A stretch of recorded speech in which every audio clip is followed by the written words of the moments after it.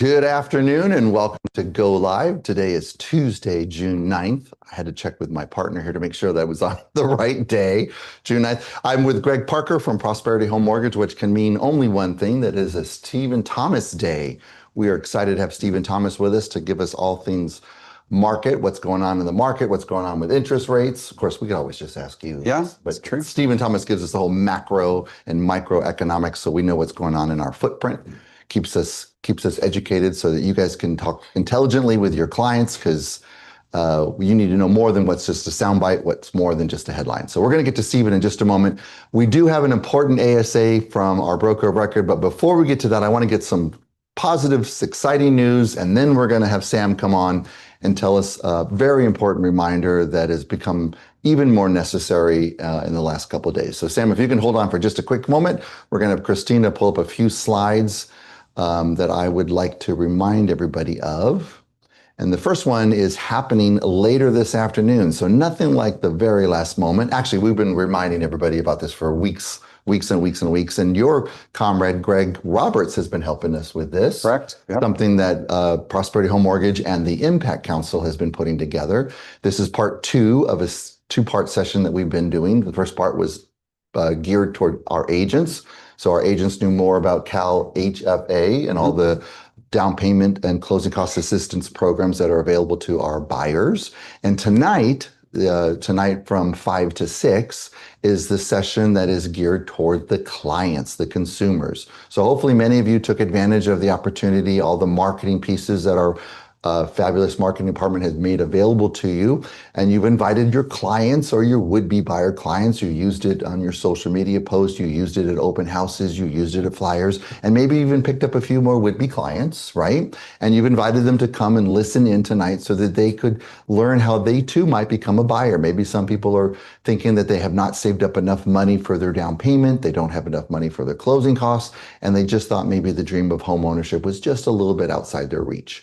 And so hopefully they join us tonight and they learn that that might not be true, right? Yep. I learned something when we had Cal HFA on. I didn't realize that how high the income limits are throughout our footprint. Like I remember here in San Diego County, I think the combined household income can be as high as like $265,000. That's correct. And so these are not for low income households. These are not for select zip codes throughout the county. It's all over, all places then throughout our footprint. So join us if you have a family member that you would like to learn this information. If you are a staff member, if you are a consumer watching us on YouTube, I encourage you to use this QR code, register right now, and come back and join us this afternoon from 5 to 6. You too might learn something, and maybe home ownership is in your future. So thank you, Christina, for sharing that with us. And then because the next slide. Because today is a Steven Thomas Go Live episode, we want to remind you that Steven Thomas has worked very closely with Christina Collignon in our marketing department to come up with actionable, usable marketing pieces that you can use every month, certainly on the months that Steven joins us on Go Live, that you can then start pushing out through your own social media to get your conversation started with your client and your sphere base. So these are a couple examples. You can see Orange County's up there, San Fernando Valley's up there. And you might ask, where do you get this information? Well, good. I'm glad you asked, Greg. That was your cue. No, sorry. We need to rehearse this better. Right. On Design Studio, if you just pull up Design Studio, you might have it earmarked on your desktop. You might access it through My Connect. However you get Design Studio, you can see there in the search bar, just type in Steven Thomas and it's going to come up. We have a separate channel. That's right. Steven has his own channel on our Design Studio. And you can see here's a couple examples. All of those data points are editable. So you can edit those if you want to change which data points you're referencing. Please don't change the data points. The data is the data, so don't make up the data. Please don't change 20% appreciation. Yes, exactly, right? Don't change the data. We're going to show you the next slide. Thank you, Christina. This is what Steven and Christina have come up with. We recognize that Steven gives a lot of information, and sometimes it can be overwhelming. And we want these episodes and the information we get from Steven to be useful, to be relevant, but to be actionable. We want you to be able to take action. And so Steven and Christina have come up with this chart that will be given to you also every month. So again, you saw in the graphic on the previous slide, that only had a few of these data points. Thank you, Christina. And maybe you want to highlight a different data point. So you'll have this spreadsheet and you can decide, I want to do month over month change for days on market, or maybe I want to do the number of listings above 5 million, or maybe the number of listings above 20 million. You can edit those graphics that you saw on the prior screen using the data in this spreadsheet here for whatever market you might be marketing. And you might also ask, well, what is Los Angeles Valley, or what is Orange County Coastal? We have that information as well. So you can talk intelligently and be able to know what those market areas encompass and what they don't encompass. Okay, so again, thank you, Steven. Thank you, Christina. A lot of effort went into all of this. Again, we wanted this information to be actionable so that you could use it. There's so much data here. I would probably drip it. I would do a different one every week, right? Keep the conversation going, and you too can be a subject matter expert in your marketplace. So without further ado, let's bring Sam on, your fearless broker of record, because he has a very important ASA to share with everybody. Hi, Sam. Hi, Brent. How are you? We're good. Greg, how you doing? I'm doing excellent. Hey, so thanks for having me on. First, I want to share that I think that home ownership session that you're going to do tomorrow is absolutely fantastic. Or tonight. Sorry, tonight is absolutely fantastic. And I want to share with everybody that's listening, please share that on your social media. I think regardless of the facet that we work in, wherever you work in Southern California, we should be advocates of homeownership, period. Whether we actually help that specific sector of real estate, we should all be promoting homeownership. And so please share that, because I think it's really, really important for all communities to be getting in there, right? So I'm going to have my sons on it, even though they don't have two nickels to rub together yet. But it's important for them to start getting that education now as young adults, right? Yeah. So, well, thanks for having me on. And yes, I do have something very important to talk to you about today. And those are, has to do with fair housing. So in the chat, I don't know if the chat's available, sorry. But if you have a lease listing right now and you're out promoting a lease, you're likely getting calls and inquiries from a lot of different sources. Maybe some of your own advertising sources, maybe from Zillow, from wherever you have it promoting out there.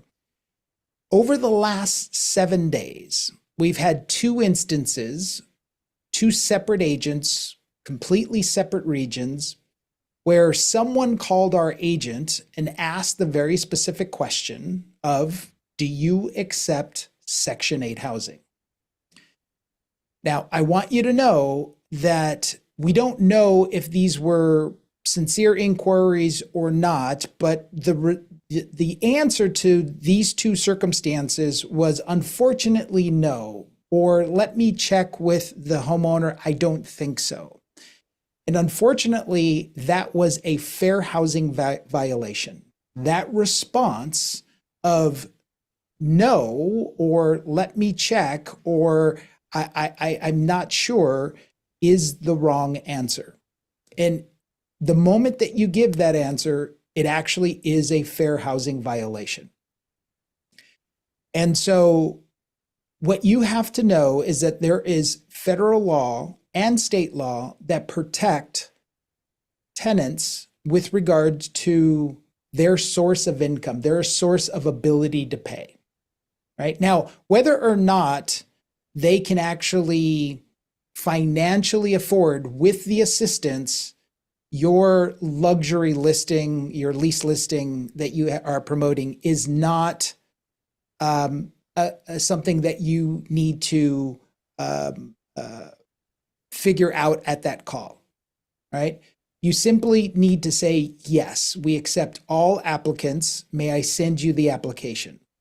Now, I've gotten some feedback from some other agents. You might have seen my email that went out yesterday, and some of you may have received the text message from me, because there are both testers out there that are calling around. Some, I don't want to call them nefarious dealers, but they're out there trying to see who is giving the correct answers. And in two circumstances, unfortunately, we've given the wrong answer. And so it's important that you all understand what the law is. Now, the feedback that I've gotten from some people that received these types of calls, and they have correctly said, well, yes, absolutely, let me send you an application. Or they say, great, let's book a showing. And they tend to not follow through there afterwards. It's kind of an indicator that that's a tester.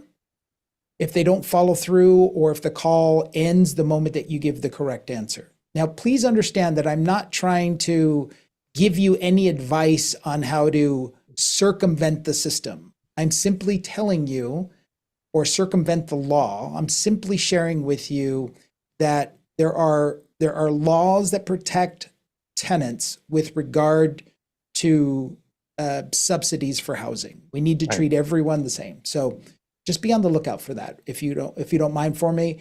And just know that the answer is yes, each and every single time. Yeah. And both of those cases that happen, I mean, they're leading toward the legal action. I mean, they're not saying, oops, hand slapped. I mean, they might develop into something more serious. Yeah, we hope not. Years ago, we saw something like this, and then we did have to settle that circumstance. And we're hoping that this won't be the case today. But yeah, it's an important law that everyone needs to be aware of and everyone needs to follow. Yeah. Okay. All right. Good reminder, Sam. Thank you. Thank you. So again, leasing agents, pay attention. It applies to everybody though, right? So, okay, without further ado, let's bring on Steven Thomas, because I know you have a lot of information to share with us. As usual, a lot has happened between now and the last time you were with us a couple months ago. So unless we bored him to death and he's already signed off. Yes. How are we doing? We're good. As Sam said, the answer is always yes. The answer is always yes. There you are. Good to see you, Steven. Thanks for joining us. Of course. Thank you. I love being here. So we're just going to jump right into it. Please do. Let's see. Hang on. Oh. Did you see that spreadsheet we shared with the audience? That's a lot of data that you put together for us. Do you see how impressive it is when it's all in one spot? I loved it. I loved it. You can take each one of those, and I think they're making marketing pieces around it. So yeah, that's just to push out the constant. Everybody has a small attention span, so getting them a social media post is what it's all about. Yep. So let's see. I am jumping into this. All right, and good to go. Of course, we're gonna start with some fun photos because that's what I do. I found a couple.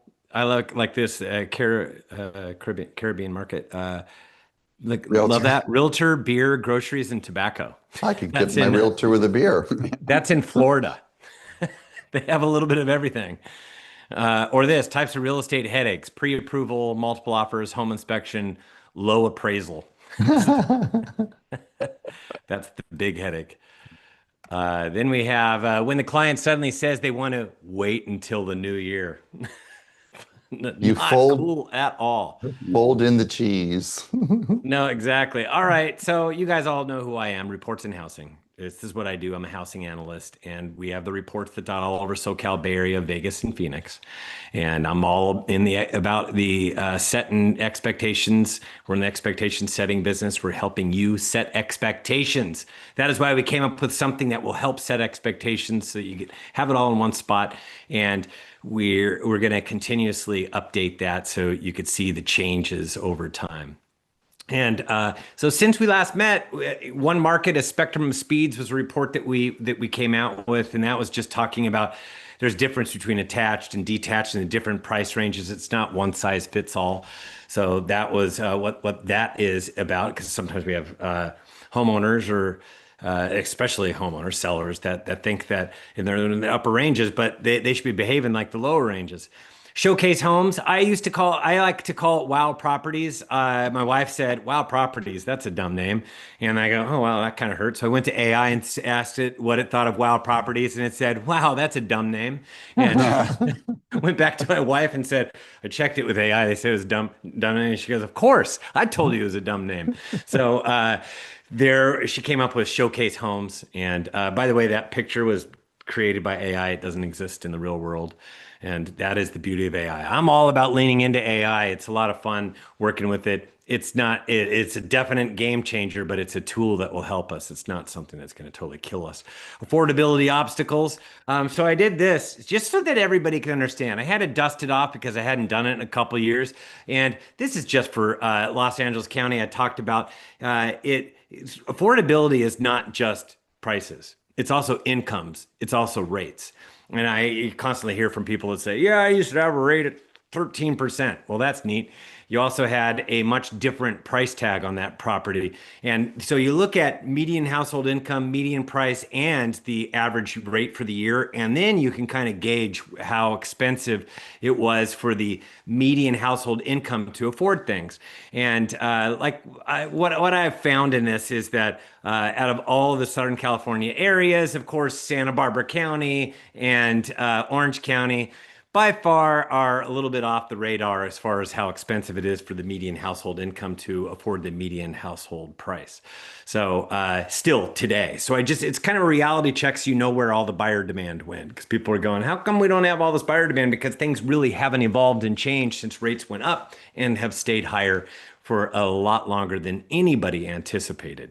So that was affordability obstacles. I did have another one that just launched yesterday for that if you subscribed would get the most recent report, and that is just we call it the halftime report. I don't know why I didn't stick it on here. It's a halftime report. We're kind of like in the crossroads. We just finished spring and we're starting the summer market.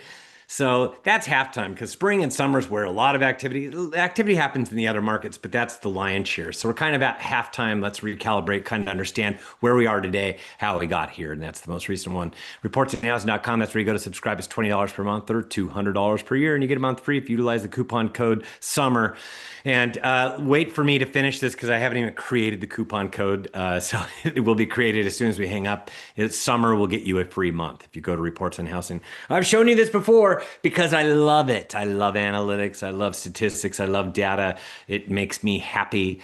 And I get to listen to it and watch it all day long. And that we have a progression model, an economic model we follow. It's a progression model because things are constantly evolving and changing. It's like Iran is like, we're near a truce, we're bombing helicopters, we're near a truce. It just, we don't know where we're at. And it seems like it's been there. It's like we're trying to feed the market what it wants to hear for the last several weeks. We're not going to really believe things. And the overall 10-year treasuries, mortgage interest rates, kind of have absorbed the fact that they don't know when this thing is going to end. So, but we're constantly looking at the change in it. Now, we're going to be focusing on one thing, and that's because I haven't done this since the start of the year. Okay, now we've had a lot of the year take place. Where are we at right now in terms of the marketplace? And basically, the way I want everybody to see it, we're kind of at cruising altitude. We've got up to this point where this is where demand is. Values aren't doing much. They're not going either direction. And it's very similar demand and inventory levels are very similar. So we know where we are right now today. And it's not like we're going anywhere in a hurry, any which way. And that's the beauty of housing. With analytics, it's slow and boring, and you can kind of like pave a way forward based upon what we're seeing today. So we're going to get into it. And I've talked about it before. There are 5 seasons. Spring is number 1, then it's summer, and then you house about fall, winter, and holidays. But where we're at right now, and this is the first report that I'm doing this. I'm officially announcing today, because my daughter is talking about UV and needing to be outside tanning right now because she's home. And so are all of my kids. That to me begins summer. It's not June 20th, that's soon, but summer begins because I have lots of kids coming in here, waking up at 10 o'clock, giving me hugs, because that's what they do, they sleep in. Supply rises and peaks. That's what happens during the summer market. And demand slowly falls. it normally falls quite over time when you look at from spring to the end of summer. It normally falls quite a bit, but when I'm talking fall, I'm talking very little. It's very, very flat. So we've kind of, and I'll show you what that kind of looks like in coming up. But what that means is that until the supply peaks sometime during the summer between July and August, and when that occurs, until that occurs, we'll have more and more inventory coming on with demand flat. So you have to understand from week to week, the market will continue to slow until we find a peak. And that's what we need to understand. The actual best time of the market is when everybody said, get into the market, it's Super Bowl. It's typically really close to March 1st. So right around third week of February on to through April. And I'll show you that too, what happened so far this year. So we're going to talk about housing inventory. I have an update because this actually came out this morning. I'm a bit surprised because NAR released their closed sales report and they did it on the 9th, which means they had this all together on the 8th. I don't even know how they get their statistics to be so correct by then, because we rely on agents to input when they're a closed sale. And I'm telling you, it is not good hard data until after the 10th of the month. So I'm not certain. What it means is they're doing something called they're estimating things and they're using linear regression to do it, but that's not what you want to rely on. I want to rely more on real solid data. So I was a bit surprised, and it's been coming earlier. I talked to Lawrence Yoon and they did this afterwards. I talked to him in February. Now I have something else to talk to him about when I see him next. He's the chief economist of National Association of Realtors. And you can see this is what inventory has done over time. We're at 1,550,000. That was the height of last year. And that is through the month of May. And this was released today with the sold report. And so, and they also talked about having I guess it's like 4.6 months of supply. Usually that doesn't mean values come down, but when you have the interest rates where they're at right now, it does put pressure on values for the rest of the year, just slightly, very, very, very little. And but this is what a lot of doomers and gloomers, I've showed this before, but I want everybody to see it in context that look at, oh my gosh, we have so much more inventory than where we were at the start of 2022. And just for context, this is that same white arrow. I've shown this before. And just because we need proper context, and you have to rely on people that look at it with context and don't go to these channels, because all these channels take everything out of context and they're pushing a narrative, trying to push the same thing over and over again. So they'll show you that prior slide, but they won't show you this, because this was just going to get everybody lost. But that's what you need. You need context.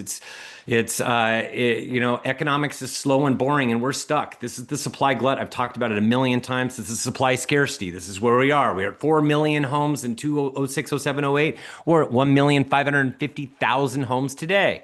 It's not enough to put pressure on housing.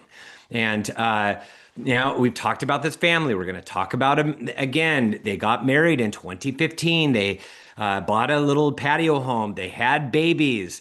They refinanced during COVID. They have a really low rate. They could afford the low rate they had before, but now they have an even lower rate, and their incomes have gone up 25% since 2019.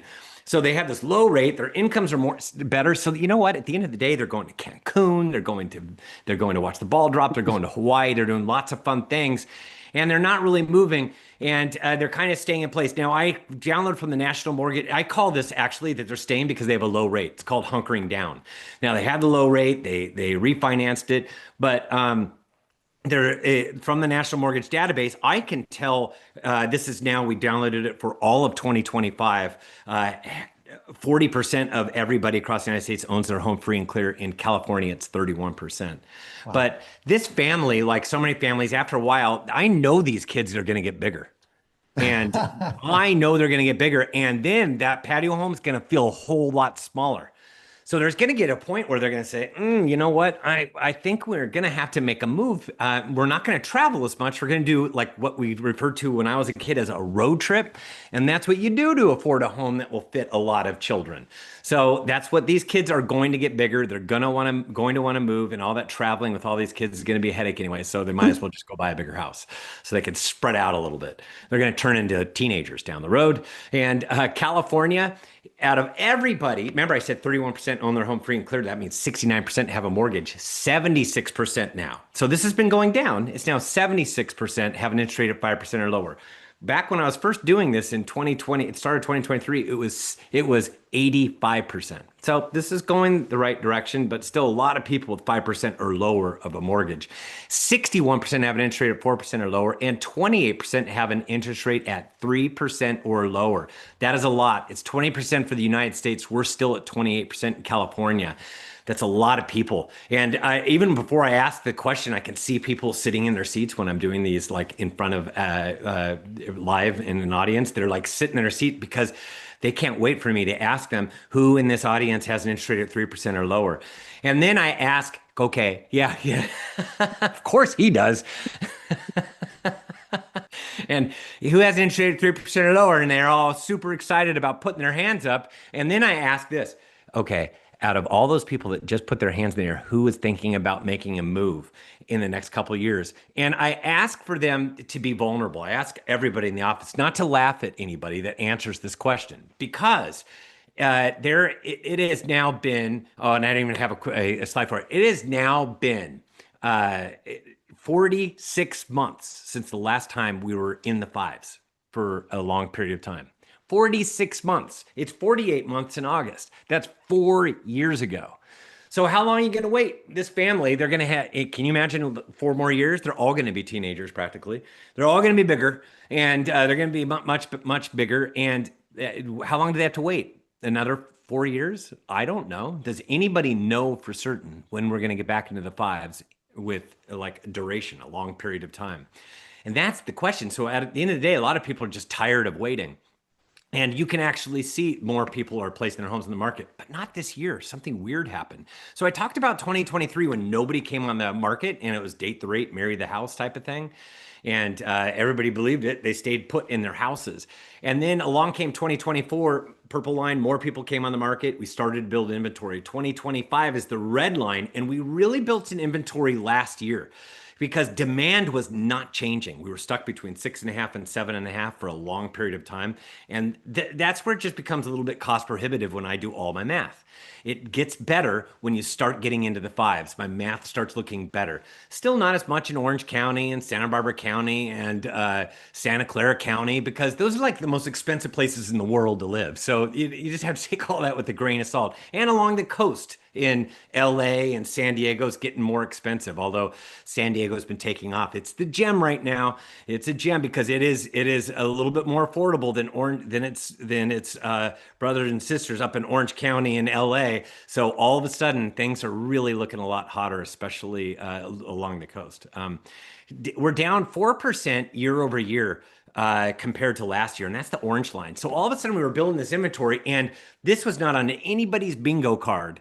And I highlighted this at the very beginning of the year, and it stayed true since I brought this to you guys in February. It stayed true that the number of homes coming on the market has been slightly less than last year. You can see it right here. We're missing 4,000 for sale signs, not a ton for all of Southern California, but nonetheless, it's not higher than last year. So we're not building this inventory. And this is true across the US. This was a nobody's bingo card of any economist that I talked to or heard of, and I listened to pretty much everybody. So just know that I've done my research.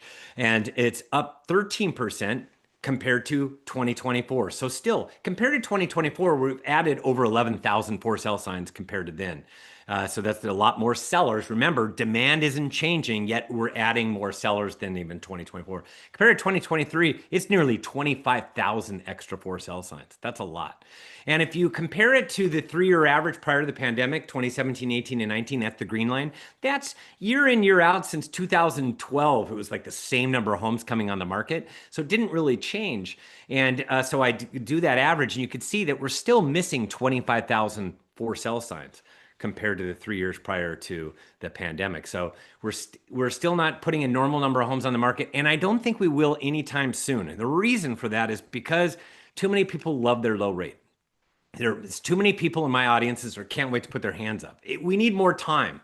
the longer time goes on, the more people go, oh man, I've been waiting forever for interest rates to come down. I am tired of it. And that's when we'll start to see things shift more towards a normal balance. Economics is slow and boring. That is my prediction. And I'll see you in 5 years when that happens. And that's when people go, it's going to happen. It's going to happen. I say, yeah, it's going to happen in about 5 years. And that is the way economics works a lot of times. And then 5 years is nothing in the scheme of when I'm looking back through decades and decades of data. But to the layperson, we think anything longer than 6 months is too long. And that's the way that we operate now because of our devices. And we want everything instantaneously right now. Now, this just shows you the active housing inventory for sale compared to pre-pandemic levels. In California as a whole, we're still missing 11%.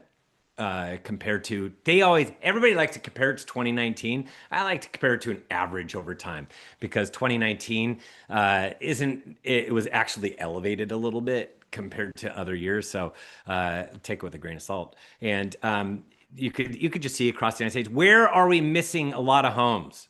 It looks like the Midwest and Northeast. And where do they have a lot more homes?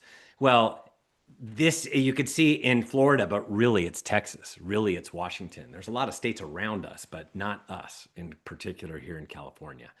And this is the 1 year shift in active inventory year to year. We're actually down 4%. Just like I showed you for SoCal, for California as a whole, down 4% year over year compared to last year. So the number of homes, this is the listing inventory.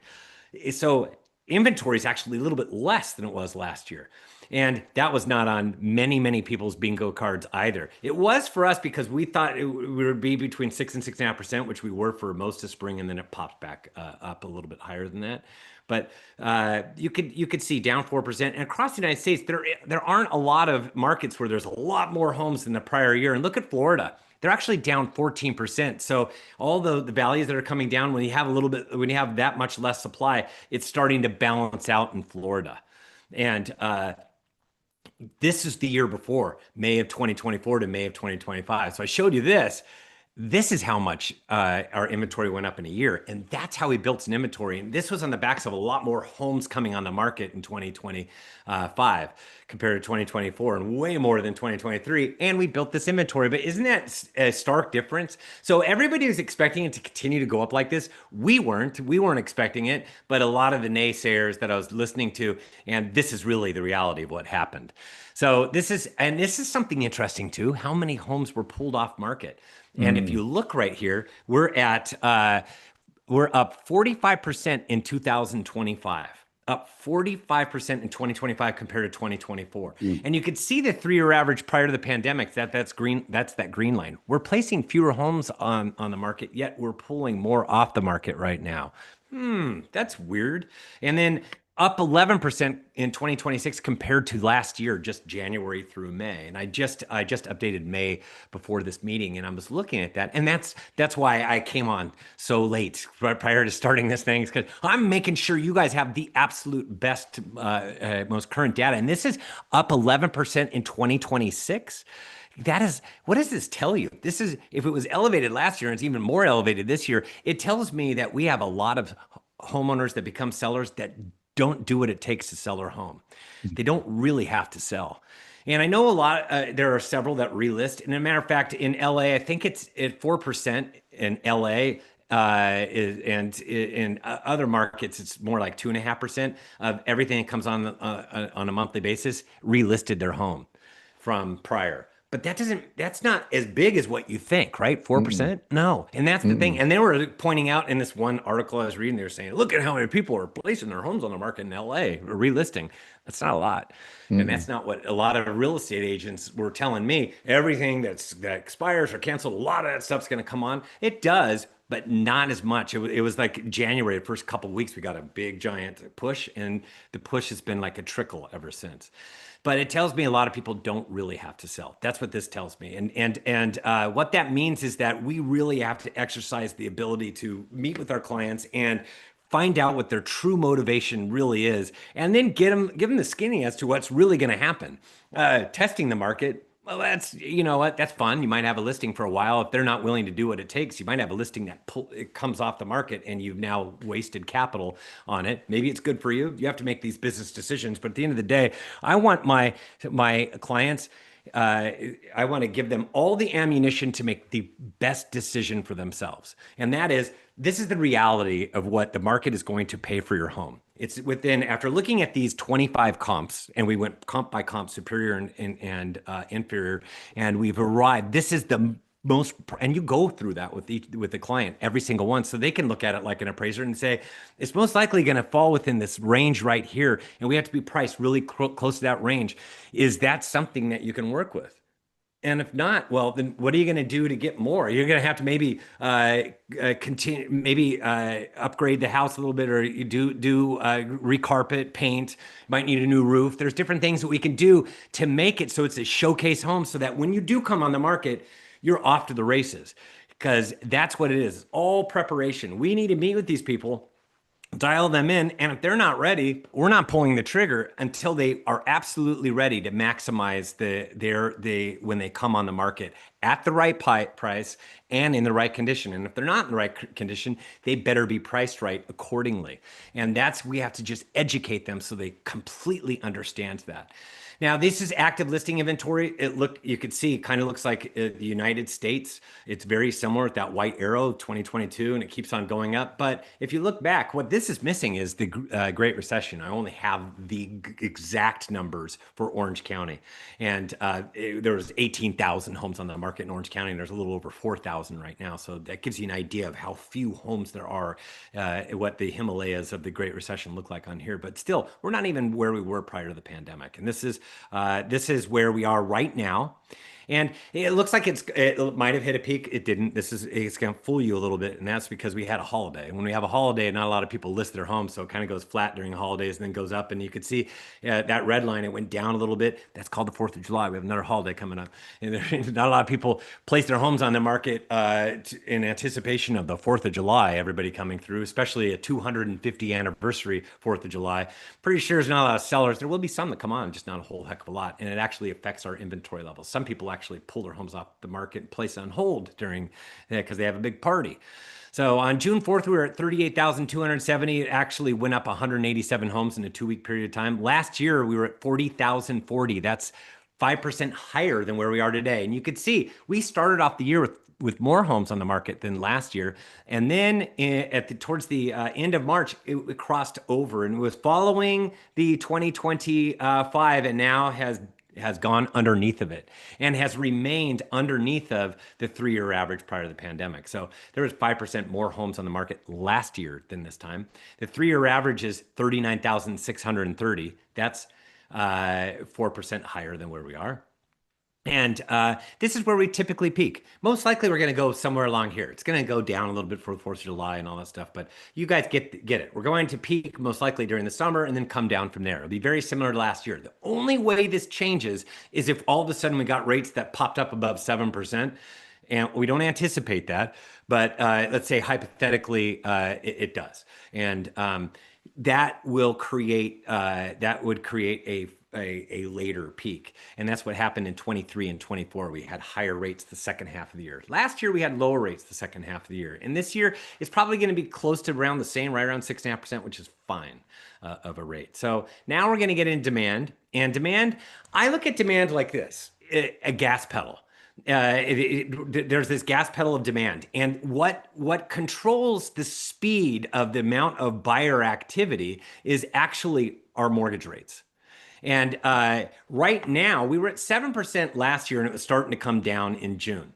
And we're still lower than where we were last year, and everybody needs to understand that. So where we're at right now, we have very similar inventory, a little bit less, and we have rates that are slightly better than they were last year. So we actually have a bit of a better environment as far as rates are concerned for buyers.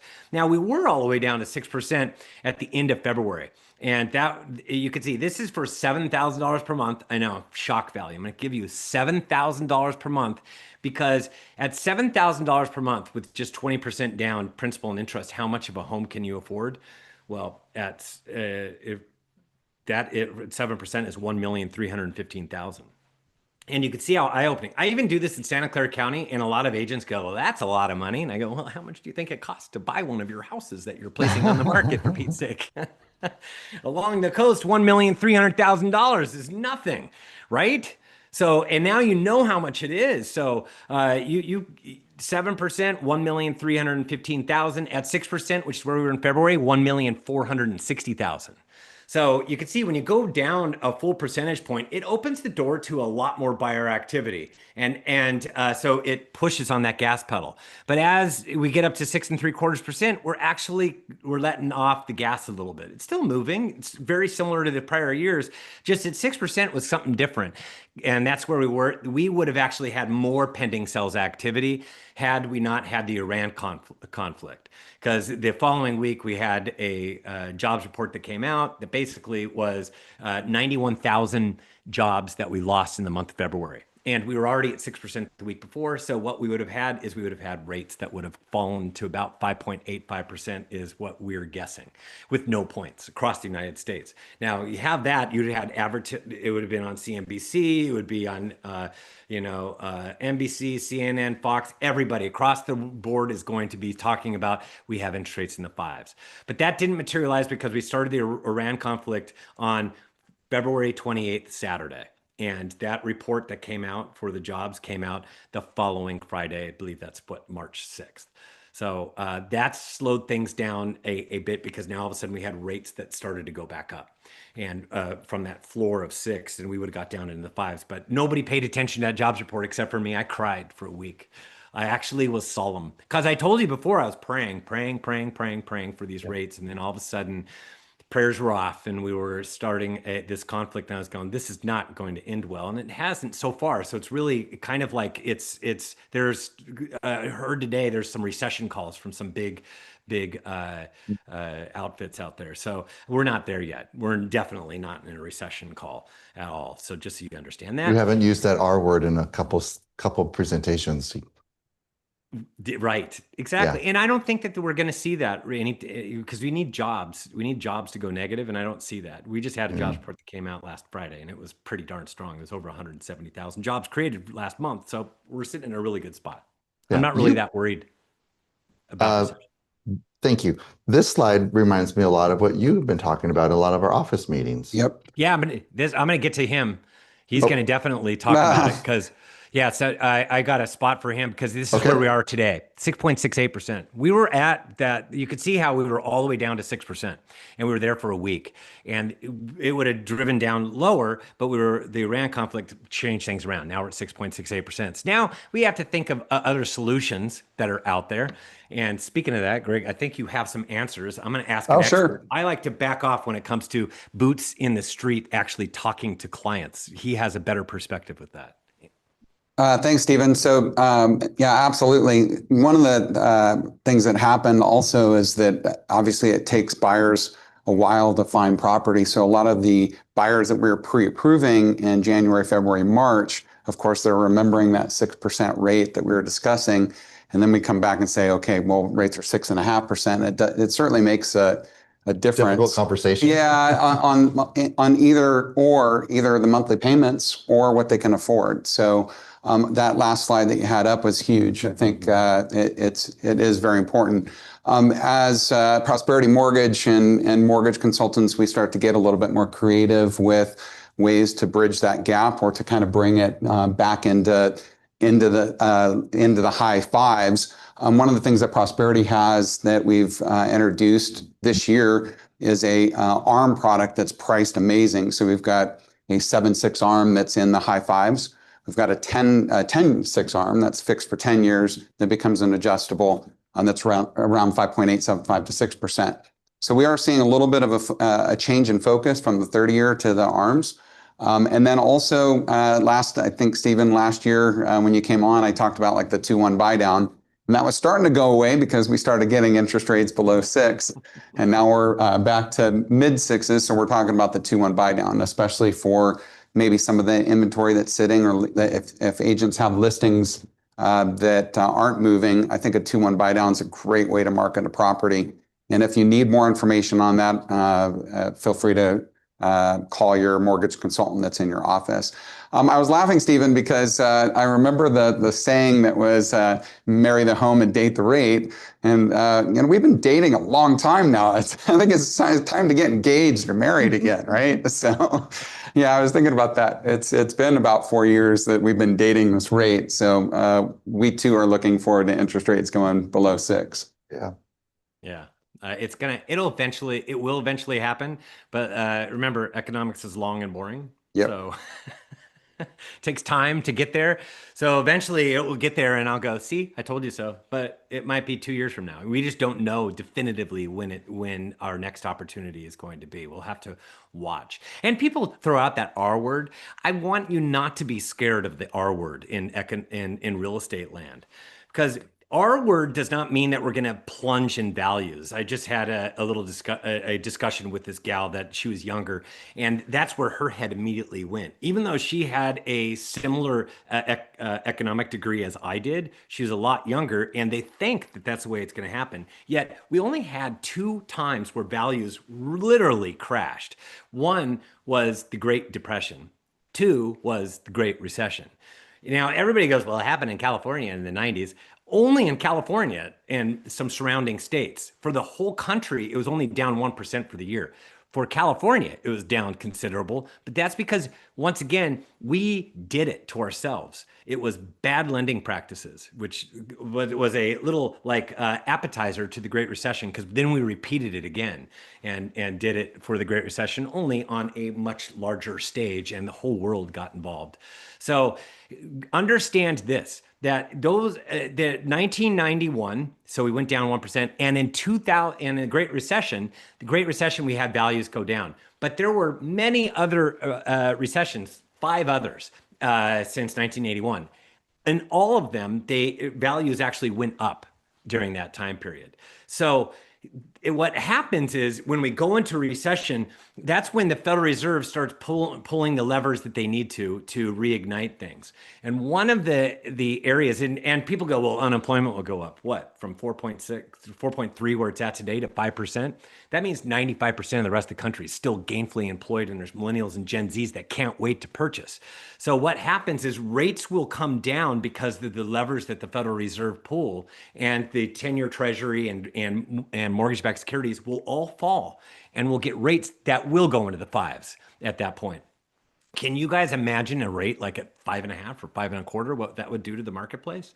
So now you understand. So what is it that typically pulls us out of a recession? Real estate. We're just used to being picked on for 4 years now, punched in the face, because we haven't had that many closed sales. But closed sales will reignite once rates come down, and a recession could be the catalyst that actually starts that. So don't be afraid of a recession. It does not mean values are going to plunge. It doesn't mean the Great Recession. A lot of people's heads will go there. Don't worry. I'll keep everybody's head securely on their neck. So, Okay. because that's what we need. I can bring you the analytics that will actually support the fact that this is a good time to pull the triggers. Don't really worry about it. People act funny, and they will at first. When we first go into recession, we'll get a lot of these people, but we're not saying we're going into one. I'm just saying these are the kind of things that happen. Right. At the beginning of the year, we were kind of on a rocky foundation with the housing market, only because we had interest rates that were a full percentage point less, and demand wasn't throttling like it should have, like it did in 2024. And I was thinking, I brought this up before, what prompted this? Why did we have a slower start? And I talked about it, fear. And it's not like 92% of everything we fear doesn't come to fruition. And the other 8% doesn't. It's not as bad as what we originally feared. So fear is something that kind of like keeps people at bay. Some buyers won't buy, and that's what happened at the beginning of the year. We would have had more buyers, but some of the buyers that were out there said, "Yeah, I'm not going to buy right now because of this ridiculous AI. It's going to replace all. I don't know if my job's secure. I don't know what I'm going to do." And everybody was petrified of AI. Now we're getting to know AI a little bit more. I did too, and I'm telling you, AI doesn't know analytics good enough yet. They make a lot of errors, a lot of mistakes. And matter of fact, I've gotten into major arguments with the various AI platforms. I have subscriptions to them, and I actually argue with them. I go, well, how in the world am I supposed to come up with the correct answer? Because this is the correct answer. And they go, oh, is that what you wanted? Yeah, I wanted what's called a correct math answer. So I've argued with them. It's not as bad as everybody makes it out to be. Lean into it. It'll help you make pictures. It'll help you organize your day. It'll help you do a lot of things. Just we still need to use our collective reasoning and actually answer our emails, because there are some that will do emails, automate, and everything else, and be you. I don't know if that's a great path for us to take. Personally, I like it to be me, and I want people to know it's me. And I don't think people can replace, or a bot can totally replace the way I am. And then we had AI that went away because people go, yeah, AI, shmay. If it reached from the 5%, they'd buy a house. But then we had the Iran conflict, and that kind of too brought along fear of gasoline prices. Ugh. Can you imagine $7 per gallon? I mean, that's in some areas they have these prices because this wasn't made up. This was not AI generated. And that just tells you that, that kind of hits everybody. And at first we were kind of all upset about it, but they don't continue to spike up that much. So we have these shocks, and the shock occurred. We've had it in COVID. People moved on because rates went down, and people went, okay, we had it with AI. And if rates got in the fives, we would have ignored it. But instead we started Iran, because our attention span's really limited. After a couple months, we're done with it. Everybody is done with talking about AI. We'll kind of embrace it a little bit more. I'm not as scared. And also Iran conflict, they go, gosh, I can't really wait for this to move on so that we can move on as a world. And but at the same time, you guys actually saw their closed sales data was actually way up with the report that they reported on National Association of Realtors today. And that just tells you one thing, because this was a reflection of being in the midst of Iran, and still we had more pending sales and we closed some more properties. And that is, people were tired of talking about it and moved on. And that's kind of the way that we work. Same thing would be a shock at first with going into recession, if we did go into one. And then after a couple months, they'd go, wow, did you see rates? Maybe we should go buy a house. That's what will happen. And so just understand that. And you can see it in demand. Demand's still been resilient, even though we've had the AI thing at the beginning and Iran conflict and boo, oh my gosh. People are buying houses, for Pete's sake. We move on. And this is pending sales activity. And you can see 23, 24, 25, and 26 looks a lot like the other three. And it is. It's very, very similar. We would have branched off of this and gone between that high blue line and the green line, maybe a third of the way up. It wouldn't have been like, wow, it's practically back to normal again. That's the 3-year average prior to the pandemic, 2017, 18, 19. 2021 was higher than the screen line. That is the number of pending sales we've done. But we've been stuck. We still have buyers. People go, there's a lot of people that can't afford it. You're right. And there are a lot of people that can. And there's a lot of people that are helping out, mom and dad, grandma and grandpa, heirs and stuff like that. And on June 4th, we were at 11,363. That was up 32%, 2% or 2,162 since the last time we spoke a lot. And then last year we were 11,131. That was down 2% compared to where we are today. Very, very similar these last few years. The 3-year average is 17,655. That is 55% higher than where we are today. Now, our demand typically peaks between April and the end of May, and that's where it actually peaked 4 weeks ago. And you can see the yellow, it's kind of high right there. That's where it was. And where are we going to go from here? We're just going to follow the other years. I told you it's going to be flat. Inventory is going to continue to go up, but demand's going to be kind of flat, and it will just follow the like the red line, which was last year.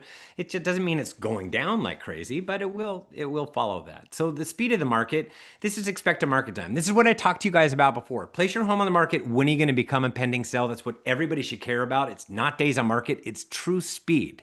And everybody has a hard time with it. Many years ago, I changed it from months, like NAR does, to days. Why does NAR do months? Because you can't really tell the difference between 3 and 6. It's just a few months more.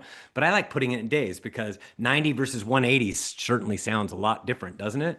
And that's why I changed it to days a long time, many years ago. And that is right here. You can see we're right now. This is where we're at. We're underneath of last year's speed. but we're not at where we were in 2023 when nothing came on the market. We were speeding, and San Diego was speeding the fastest in the country. And 2024 was the purple line, started to slow. 2025 even slowed more, and that's only because demand was the same, but inventory levels were going up because more sellers were coming on the market. On June 4th, we were at 101. We were below 100. Now we're in triple digits, and people go, "Oh, that's Steven, that's a triple digit thing." Look, that's only a little over 3 months supply, and that's based upon all the pending sales that are out there in 30 days. How long would it take to exhaust the current inventory? 101 days. It's up 3 days in a 2-week period of time. Last year we were at 108. So very, very similar, slightly slower. The 3-year average prior to the pandemic is what we're used to. This is why what we're used to is that green line. That's 68 days. So almost all markets feel a little bit slower than where they were below during the pandemic. So that's or prior to the pandemic. They're going, man, it feels slow, and it is a little more sluggish, which just means we have to be more intentional about pricing more than anything else and coming to market. I mean, it is. I did that report on Showcase Homes, and it really is about getting it ready to show. You only have one shot at a first impression. It better be all dialed in with the right price, because when you reduce the asking price, yeah, you already lost that initial first impression. The second impression isn't like, wow, I want to see this. I've already seen it on my phone. I just didn't want to choose to see it because it was overpriced. No longer wow. So unless you really seriously reduce asking price, then it could be more, wow, did you see this price reduction? Not $1,000 or $5,000 off, considerable. And this is where this is the fastest time in the market, mid-February through about 3 weeks or third week of April. And that's the fastest point. The higher the number, the slower the market is, and it's just going to follow this. And you can see it's going to be a little bit slower in time. Then we're going to peak some time over the summer, and then it's going to be flat and maybe go down a little bit. We'll just see where we go. In LA, we were at 110 days last year. We're 111 this year. Orange County, 85 days last year, 83 days this year. San Diego, 99 days last year, 86 days this year. Ventura, 81 days last year, 80 days this year. Santa Barbara, 149 last year, 130 this year. A little more expensive there. San Luis Obispo, don't have last year, but I have right now. I just did it. 88 days. 88-day expected market time for San Luis Obispo. So they're right in there with, Orange, San Diego, and Ventura, which is slower than LA, which is faster than LA, which is faster than San Bernardino and Riverside. So, but it's going to slow from here. So know that the longer you wait, the more it slows. And this is just a balancing act. I've talked about this before, and really we have a balanced market. It's not like there are some areas, because I hear about $2 million properties in North San Diego County are flying off the shelves. Well, you're going to know where things are different for your area. You're going to know, and you're going to say, well, I'm talking about the market as a whole really is more balanced, where buyers are pulling back because of affordability issues. Rates are a bit higher than where they were earlier this year. And sellers are pulling back because, hey, I don't really have to sell. So you know what? Either you bring it or you don't. And that's the way it works. So there's this real tug of war that's taken place between buyers and sellers because of those two polar opposite, affordability and I don't have to sell. So that's why we have a balance. And that's where so many people are getting it wrong. Prices have to eventually come down. They're just being stubborn. Are they? Everybody will. Who's going to give up their equity? Hardly anybody. They'll just continue to stay in their homes. That's what it is. So we're at this cruising altitude, and it's frustrating a lot of people. We're cruising, and you could see it in the pricing. And this is Freddie Mac, and I'm going to show you too. This is Freddie Mac House Price Index, United States. You can see it was coming down towards zero. It's come up a little bit, and that was because of mortgage rates were lower earlier this year, and it's going to go back down. It's going to play right around that 0%. That means prices aren't doing a whole heck of a lot. Markets are different, but this is the United States as a whole. And in California, it is very, very close to this zero. It's very, very close. And this is Zillow's house price index. It's close to zero again. You can see it's up a little bit right now, but you can see very, very similar. What does it tell you? It tells you we're not crashing. That's what it tells you. We're not going to reset. That's because we have a balanced market. We have a normalized market. We have slow price growth. We have wages outpacing prices. And we're not going to get a reset like so many people want to see. We're missing some key ingredients. We're not going to get skyrocketing values, and we're not going to get values that crash. You kind of feel the balance that I've been talking about for so long. Yet people would say, Steve, stop talking about supply and demand. Seriously, that's like saying, Steven, stop utilizing your eyeballs. It's like, that's what's going on right now. That's what it is. And you guys can understand the only thing that speeds up demand are rates that come down. The only way that we get inventory to crash is we have to have a whole lot of homeowners that come on the market, because we don't have a lot of supply. We do have low demand, is we have to have a whole bunch of homeowners come on the market that have to sell. Who has to sell? We have all the D's: diamonds, divorce, disease, diapers. I'm missing something. There's something. Diploma. Diploma. Thank you. There's even more D's. There's like a couple more extra D's. But there's a lot that are out there, but there's not that many have to sell. Have to. And even if they got they got married, a lot of these are millennials and Gen Zs are still waiting for rates to come down so they can even afford a house. So at the end of the day, we have not a lot of people in pickles, and you just need to do your homework and arrive at the right price. You better be in it to win it. And if you don't, you're going to play with the market, little extra cushion. You're going to play with the market. Guess what? You're going to be throwing in the towel and pulling your homes off the market. There is a real stickiness to pricing. I've talked about it. That's that supply and demand. I don't have to sell. People need to understand that. So go to reportsonhousing.com to subscribe. $20 per month or $200 per year. You get a month free if you sign up utilizing the coupon code SUMMER. But wait for you to add it to the system, right? Oh, and I wanted you guys to know, I'm actually starting a new series on Reports on Housing is our YouTube channel, and it's going to be called Stevenomics. And then for all of our subscribers, we're going to have nerdlabhq.com. I'm actually beta testing it right after this meeting, and you're going to be able to log in and get specific data on cities and specific reports and all that stuff. And really, that's better than WOW. Or specific. That's better than WOW. What is it? What is it again? Nerd Lab. Nerd Lab HQ. My wife and kids came up with it, and then I put it into chat and created a logo that is just killer. It's unbelievable. Do we have time for a question? Yeah, well, so some of our agents, I know you said you're right after this, so if you have a moment more to stay on, Steven. Yeah. Some of our agents have raised their hands. I just want to remind you guys, if you have a question, put it in the chat, because we can't hear you, so we can't ask you to speak. But if you type it in the chat, we can have Steven answer it live on air. And I know Steven goes fast. He's got a lot of slides. I want to remind the group that we also record these sessions, and you can find them tomorrow, because Christina is that fast. You can find it till 2:30, just so you know. Okay, all right, we'll be quick. Christina has this recorded, and we'll be on Percipio tomorrow on, what's that? And it's on YouTube. Okay. I just saw Sam put in there in the death, divorce, debt, diamonds, downsizing, diaper. Thanks, Sam. There are a lot of D's, and so there are a lot of homes on the market because of the D's. So the motivation is there, but you're absolutely right. Agents do need to check with the motivation, because you can have a showcase home and no motivation and still not sell. So. Yeah, my whole thing is spend as long and as much time as you can before actually coming on the market, getting it totally dialed in, including price. And if we have that kind of talk with our seller and bring them along to the point where then when they execute, they're ready to go. Guess what? In Southern California, you're only in the market for like 9 days, 10 days. That's the average for people that have success and don't have to reduce the asking price. I could show that in statistics all day long. Yeah. I'd have a 3-hour conversation in order to be on the market only 9 days. Yeah. That'd be kind of cool. What surprised me is when he said that of the homes that are taken off the market, only 2 to 4% are actually coming back on the market. I would have thought it'd be much higher than that. Yeah, it's only 2 to 4% per month. So it's not. Still. Still. Very little. A lot of people pay a lot more than that, but it's. So Christina, have we had anyone put a question in the chat so far?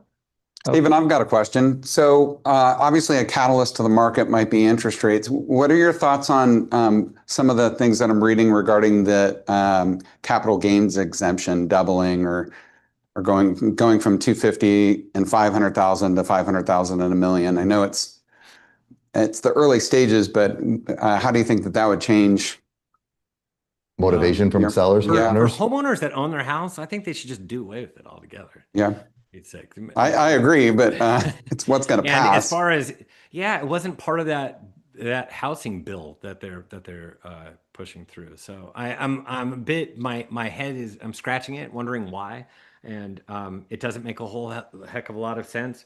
You could argue that it benefits most of the blue states, but at the end of the day, a lot of the people that have a lot of this wealth that are going to exercise that are from both sides of the aisle. So Yeah. they're all constituents, and there, if you want to create supply, that is probably one of the best ways in my humble opinion. Either do away with it or double it. Yeah, I know. I mean, the last time it was put in was 1997, so not adjusted for inflation, and yeah. And they need to, if they do it 500 and for singles and million for couples, then they need to benchmark it to something. Yeah. And that's what I would like to see them do it.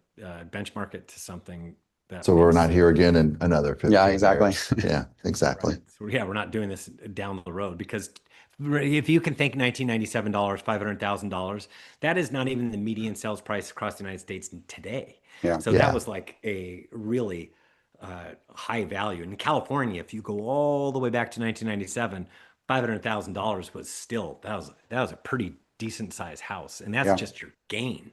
So Yeah. you can imagine not a lot of people did Yeah. that effect back then.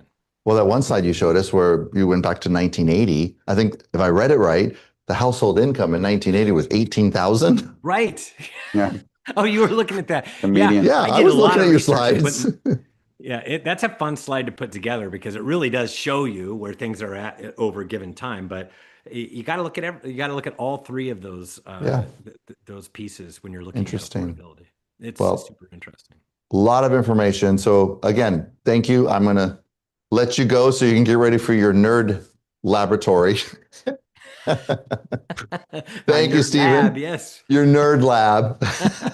All right. We'll see you next time. Thank you. And again, if go on to Design Studio, guys, if you would like to take all this information and be able to utilize it, push it out in your social media so that you too can start sounding like the social media expert. Ask the expert, right? Yep. I'm glad to have you here. Yeah. Thank you for having A me. trusted expert Yep. with us. And we have Leonardo da Vinci to tell us that learning never exhausts the mind. I guess that must be why after Steven Thomas's presentation, I'm always energized. Yeah. Because I learn an awful lot and yet I'm never exhausted. So thank you guys. We will see you next Tuesday for another Go Live, either here on this channel or on YouTube, our YouTube channel. And we appreciate you guys always tuning in. So take care. We'll see you next time. Cheers.